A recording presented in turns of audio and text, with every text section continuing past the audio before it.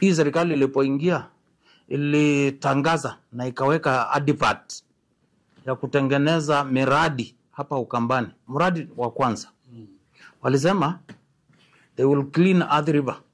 Watu wetu waache kukufa na kanza vile wanakufa saa hii. Where are we in that project? Zero. Wakatangaza watatengeneza dams, ikiwepo Yatta Dam. Walieka kwa gazeti, wakasema wanakuja kuanzisha. Where are we? Kuna barabara mengi imefanywa kama haya. Hii ni siasa, na hii serikali itaendelea kufanya hivyo. Atakuja ata launch, you just come launch and go. That is what is likely to happen. Zero. Hakuna kitu hao watu watafanya. I can tell you. I wish we had a proper way of auditing national budget. It is just a massive looting that is happening. There is no delivery of services which are going to benefit the people of Kenya. I can tell you. Hiyo miradi yote nataka ukuja hapa a year down the line. Nataka president akikuja, wakati anakuja ama yule atatuma, akuja aseme tunaanzisha leo na inaisha siku fulani.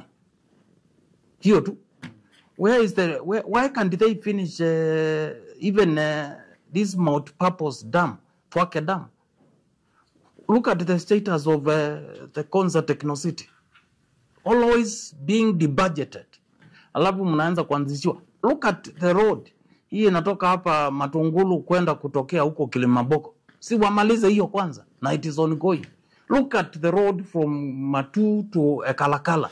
Si wamalize hiyo. Look at the road from Kivandini to Chasioni.